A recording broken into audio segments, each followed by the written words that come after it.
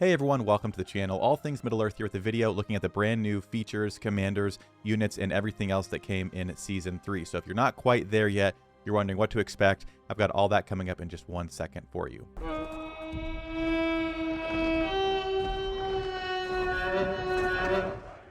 Okay, we're going to start out with the new neutral unit camps. There are 4 of them. These are in no particular order, but the first one is going to be the Keeper. Now, these are going to be spawning up in the northwest side of the map near Arnor and Linden, and they are going to be right here. Pretty cool elven-looking character, and their abilities, I think, are very interesting. It'll be really interesting to see what their in-game implications are. But their 2 abilities are, number 1, Enchanted Weapons, which maxed out is going to give you a 50% extra damage, focus damage dealt with attacks. And then a second skill here is Pounce. When enemy has only 1 unit type, the Keepers are going to deal an extra 50% damage for 1 round. So it'd be interesting to see if this counters something like a Lurch with a full stack of Mumakill. Obviously, Mumakill are super powerful. Lurch does a ton of damage. But I'm wondering if the extra damage here with them will make some of those options a little bit more viable. So again, that is the Keeper here. And as you can see, here are their different stats and costs for them down here. Again, they are one that you capture and hire. They do have a gold cost to get them going. Next up is going to be the Seafarer. Now, the Seafarers are going to be more on the south side of the map below Gondor and Rohan. And they're also, I think, a very interesting looking character. Their first ability is going to be Finesse. This is going to be a damage reduction against enemy commanders. So they are going to do well against commanders that do a lot of damage.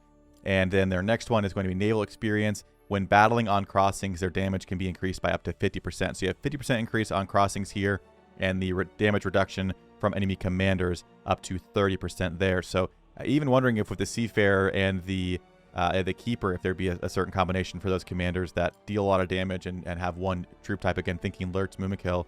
Both these units kind of sound like they might have some anti-synergy for those commanders and troops. The next one is going to be the Wraith. Now, the Wraiths are in the north part of the map, just below Angmar, kind of to the right of Arnor over here. So I'm assuming this will be something that Angmar and Gundabad will mostly get use out of. But these are the Wraiths here. I think they look super cool. Their abilities are going to be Corrupting Touch. So on hit, enemy units are going to have -10 defense that can stack 5 times, so up to -50% defense. And then Prowl. For a random melee unit, random melee units are going to take normal attacks on behalf of the Wraith. So they basically allow other units to taunt for them if they're a melee unit. And we're actually going to look at the other unit in just a second here. They also have Perish, which is what a lot of the undead troops have here. But the last troop we're going to look at is the Vanguard, which I think is actually going to go very well with the Wraith. But the Vanguard is a tier 4 unit right here. Again, they look fantastic as well. And they're also kind of below Angmar. So it seems like a lot of the troops are up in the northwest, and then we have the Seafarers down south. So not a lot of love for the east side of the map, but we've got these over here. And the Vanguard is going to have physical damage received up to -15% here. And then they have Undead Ally, which I think could synergize very well with the Wraiths. It says when allied undead units are present, the allied Vanguard and undead units are going to deal 30% damage when this is maxed out on their next hit. So not only could the Vanguard tank for the Wraiths because of the Wraiths ability, but they're also going to activate this ability, Undead Ally, with the Vanguard that's going to allow them to both deal extra damage. So honestly, I feel like the Keepers and the Seafarers and the Wraiths and the Vanguards are both going to work very well together. The Keepers and the Seafarers are pretty far away from each other, so that will be harder to pull off. But honestly, for Angmar, Gundabad, up in this north area of the map, that's right where those 2 neutral units are. So there could be a lot of interesting setups with those. Next, I wanted to take a look at the different new factions in the game. We have the Variags, and we also have Gundabad. So these are what their capitals look like. This is Mad or Tug. And if you were wondering what the special buff is for the Variags, it is that they get an extra 15% XP and resources from sweeping. So a pretty interesting ability there. And then obviously they have the Champion special unit, which we have seen. We already seen information on that. But that is the Variags there. And then switching over to Gundabad, their special ability for their faction is that they get an increased 10% storage space. And we can go look over. Again, Gundabad, these things have been in the game in the previous season, so they're not brand new, but you can see this is what the area looks like. And again, they're in the spots up here by Angmar, and then over here down below Rune and Mordor. So if you haven't heard information on Season 3, they've really reduced the amount of land that every faction starts with. Everyone just starts with their starting region. There's 12, so it's going to be very interesting to see how the season plays out. And then last but not least, I wanted to look at the 2 good commanders that were just added. I don't have access right now to the evil commanders, so we're just going to look at the 2 good ones right now. But Celeborn is a tier 2 and Cirdan is a tier 3. We were actually lucky enough to pull the tier 2 Celeborn here, so I want to show you his skills really quick so we know exactly what those are, and then we'll look at Cirdan before we wrap up the video. But first off, he's got the Wise. So it is as the commander's stats increase, allied units are going to gain the following effects in sequence. So as Celeborn here reaches 150, 250, and 350 respect, he's going to unlock each of these different items here. So the first one is when focus reaches 150, damage received is going to be negative 1%. So that's going to ideally, I believe it scales just 1% with that. So it's going to be negative 15% damage received. Then the next one is going to be a madness immunity, which is very, very good. And then they're going to gain initiative at 350. So they're always going to act first every round, which is very, very fantastic. So that's the Wise.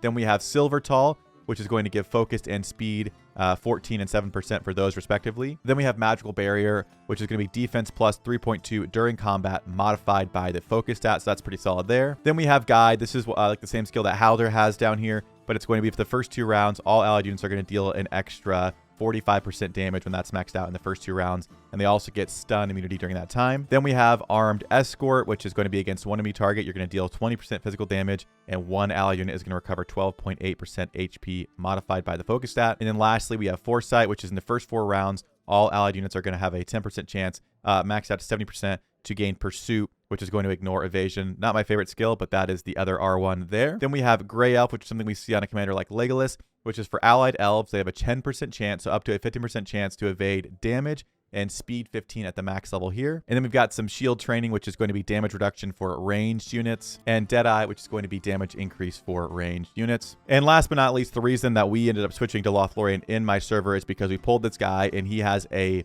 ability just like Guide, similar to Guide, but it's specifically for March Wardens. So in the first 2 rounds, March Wardens are going to deal an extra 1.4% damage, modified by the focus stat.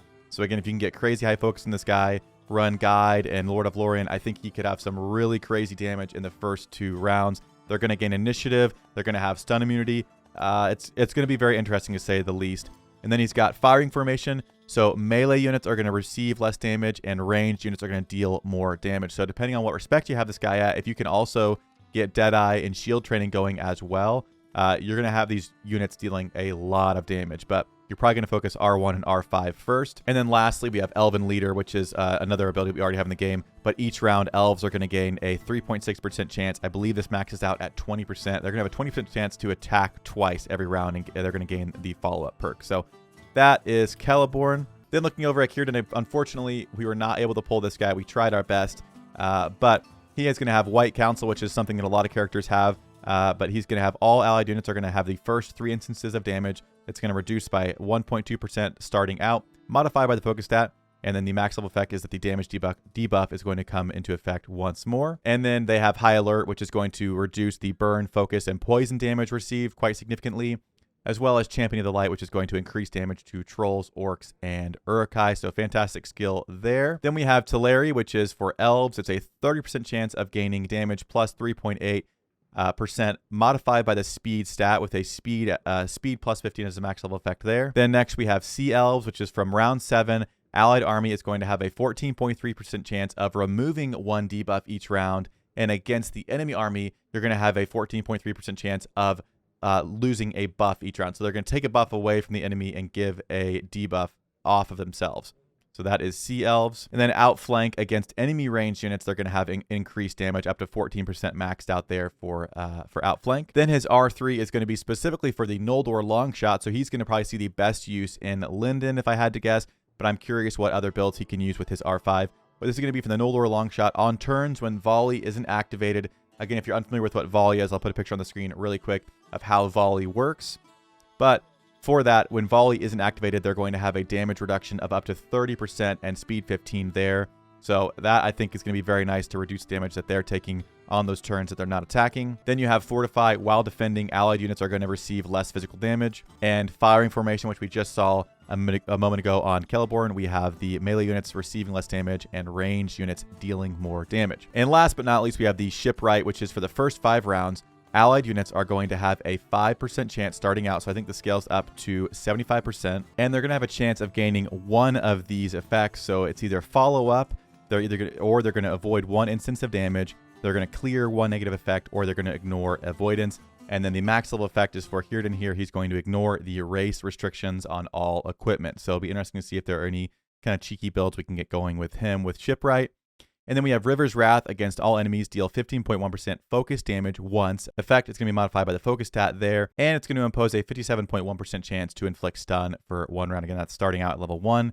And then lastly, we have Parting Gift, which is in round 8. All allied units are going to recover 54.2% HP modified by the focus stat. So a pretty crazy end of the match heal here for everyone. I think this guy is going to be fantastic. He's going to possibly have the best use in Linden. So I won't get probably great use. Even if I did unlock him, I don't know if I get the best use out of him. But that is him. Unfortunately, I'm not playing on my Evil account. That's not in Season 3 yet, so I can't cover the Nazgul yet. But if you have information on them, feel free to comment that down below. We've been talking about them a little bit in the Discord, which is also linked below. So if you want to check out information on them, that will be there. But that is some of the new stuff that we have in Season 3. So hopefully you're getting excited. Hopefully you're ready for some new factions, some new commanders, and new units. But that's going to do it for me in this video, and I hope to see you all in a future one.